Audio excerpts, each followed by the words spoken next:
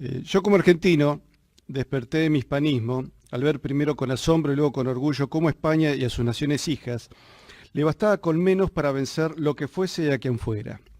Un muerto como el Cid venció a los moros, dos hombres baldados de piernas, ojos y brazos perdidos en varios combates como Blas de Lezo y Millán de Astray vencieron a ingleses y a los demás enemigos que les enfrentaron. Halcones y águilas de vieja generación, bramando a ras del agua, desataban miedo y pavor en la flota británica en las aguas heladas del Atlántico Sur y admiración en los hombres libres de todo el orbe.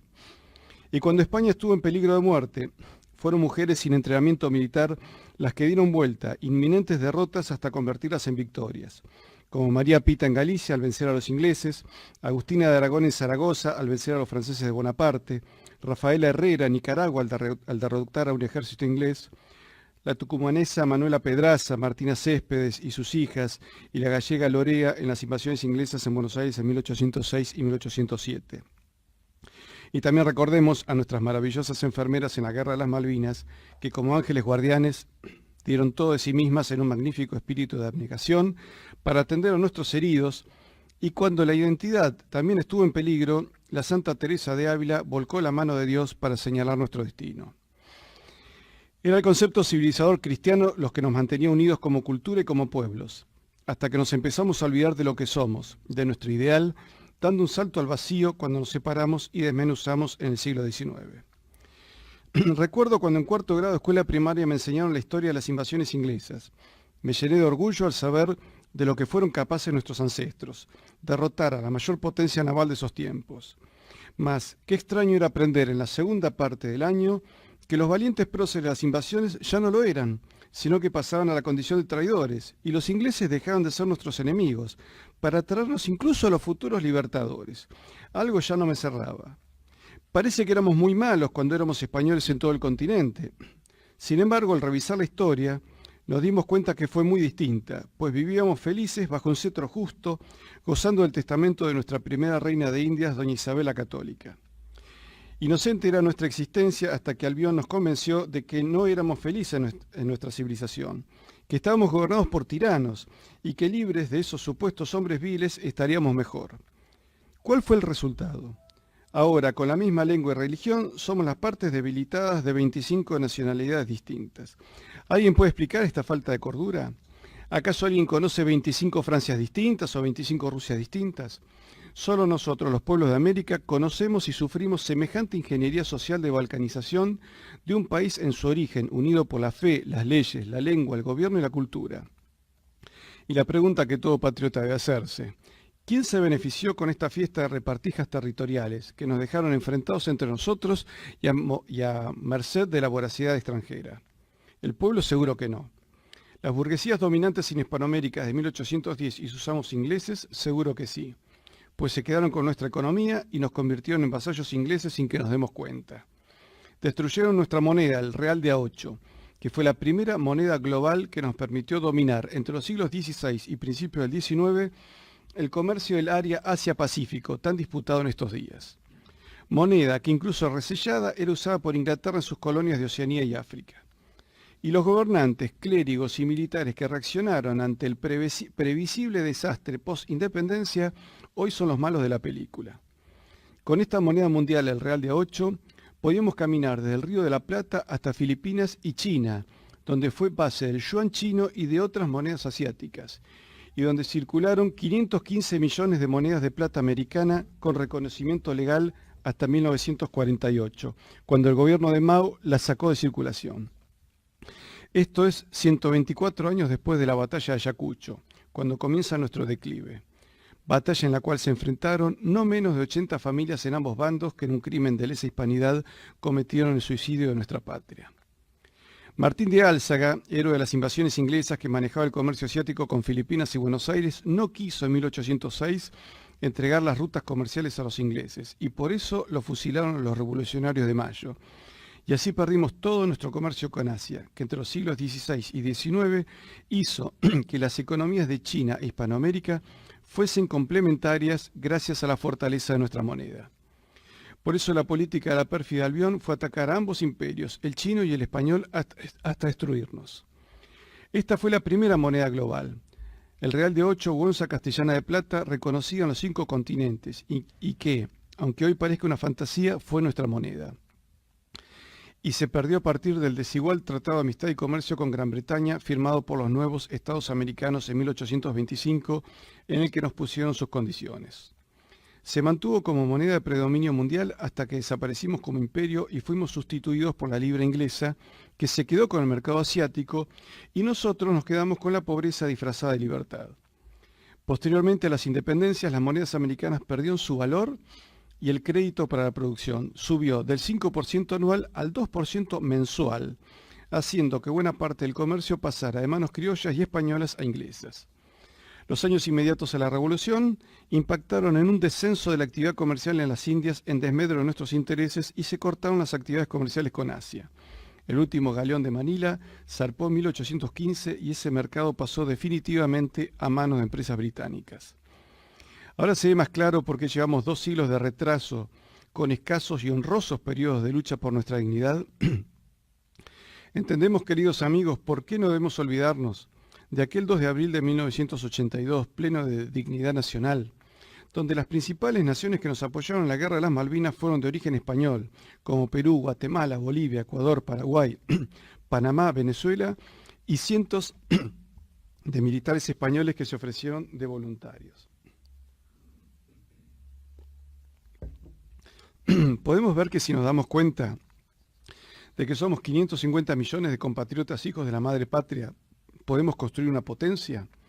Ahora se comprende mejor por qué se trabaja tanto en destruir nuestra identidad y cuál debe ser nuestro accionar frente a ello. Creo firmemente que tanto Malvinas como Belice, Esequibo y Gibraltar deben ser gestas conjuntas de la hispanidad. Saquen sus conclusiones sobre estos acontecimientos. No hubo independencia. O hubo 2, contándole a Artigas en 1815. O hubo mucha confusión y muchas manipulaciones. Luego del 9 de julio de 1816, los próceres andaban buscando una potencia que los tutele, ya fuese Brasil, Francia o Inglaterra. Lo que hubo fue una secesión americana del resto de las Españas y luego el comienzo de las guerras civiles en cada rincón de los 4 virreinatos, en medio de la guerra contra Brasil y el abandono del Uruguay, como bien lo explican tantos historiadores, entre ellos el doctor Julio González, cuya obra recomiendo a todo historiador. Con las falsas independencias promovidas por Inglaterra perdimos todos y fabricamos conflictos chauvinistas. Y empezamos a reclamarnos pedazos de territorios unos a otros, llegando a la Guerra del Pacífico, promovida por Inglaterra, y la del Chaco por una disputa de empresas petroleras anglosajonas. Vaya nuestro reconocimiento a nuestro canciller, el doctor Saavedra Lamas, que logró frenar esta última y le mereció el Nobel de la Paz. Si sumamos las superficies reclamadas entre los Estados americanos, necesitaríamos otra Sudamérica para compensarnos mutuamente. Unámonos en un gran estado bioceánico y seamos fuertes de verdad como lo éramos en nuestro origen. Para recuperar nuestra grandeza debemos ir a las fuentes, debemos recordar qué es la argentinidad. Parece que nadie sabe bien qué es ser argentino, es un tema remanido ya entre nosotros. Esa palabra, argentino, es una palabra muy cuidada y doblada prolijamente con amor tierno infantil, pero la mayoría no sabe qué significa, y sin identidad que defender, el patriotismo se convierte en un chauvinismo de inmobiliaria que solo pretende defender un límite territorial como linde de un terreno en disputa, pero baldío de espíritu. Somos inteligencia de párvulos que necesitamos llegar a un puerto de origen para saber lo que somos.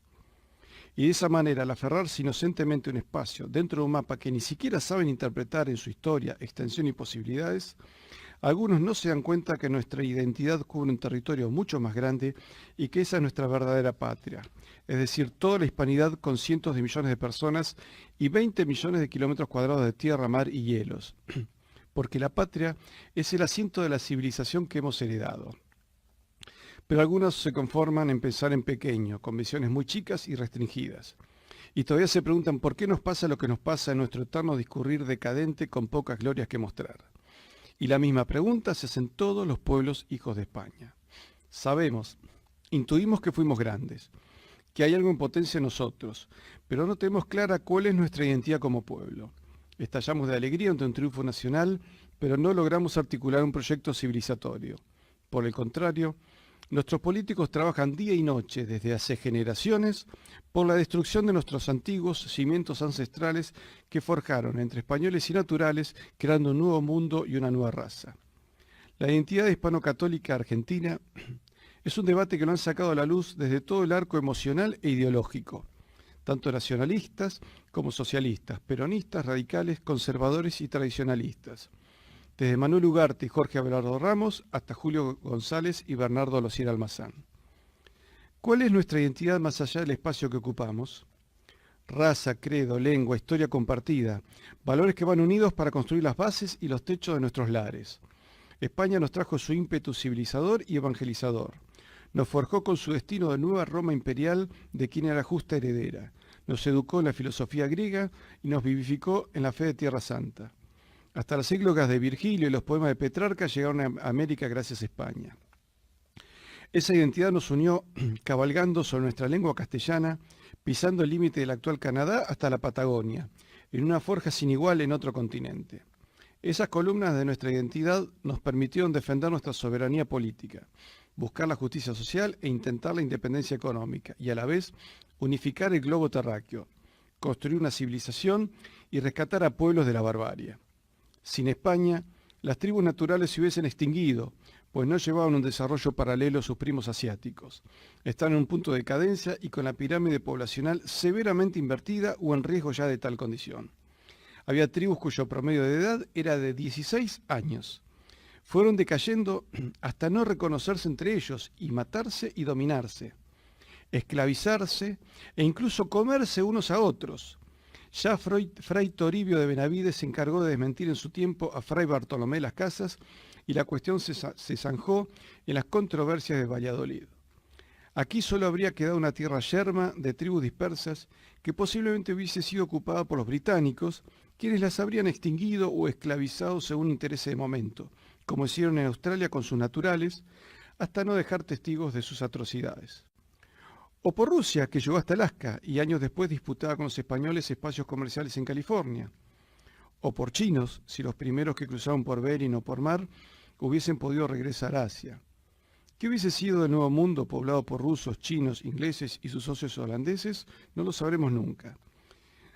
Pero fue voluntad de Dios. Ese Dios pescador de almas e hijo de un carpintero pobre, aunque de sangre real y enemigo de la usura, que gracias a la América hispana, Occidente fuese católico y no pagano, ni ortodoxo ruso, ni mucho menos confucionista. La historia fue así, y en ese discurrir hubo hazañas, progresos y abusos, alegrías y desgracias, héroes y pusilánimes, generosos y avaros, santos y pecadores, como lo es la humanidad desde el pecado original. Disneylandia es solo un juego, en la realidad no existe, y las utopías nos alejan de lo bueno, no nos hacen caminar, sino retroceder, por lo general de manera sangrienta como lo demuestra la historia. Nuestro mundo nuevo no fue una utopía, fue una realidad efectiva. Pero cada vez que se pudo, España puso límites tanto a la barbarie indígena, que terminó por abandonar la antropofagia y los sacrificios humanos, como al abuso de los encomenderos, muchos de los cuales se duda que fuesen auténticamente españoles de fe y origen, y siendo la más importante encomendera Isabel de Moctezuma, que de española no tenía nada de nada, era aborigen 100%.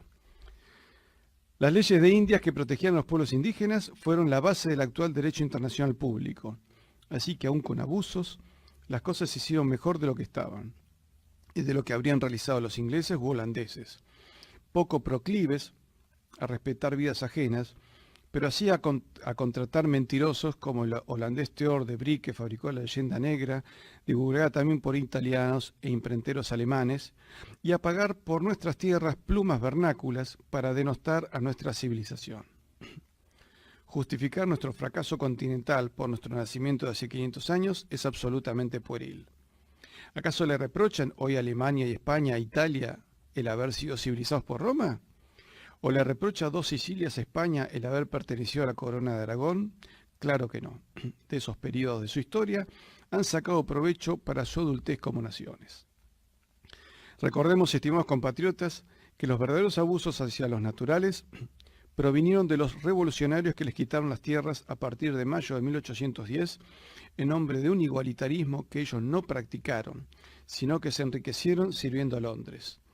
Y prueba de eso fue que la mayoría de las tropas realistas estuvieron formadas por negros, mulatos e indios libres, incluso algunos, y no pocos, con grado de generales, que sin dar un paso atrás ni ceder a los cantos de sirena pseudo-libertadores, pagaron con sus vidas su fidelidad a un ideario de civilización cristiana.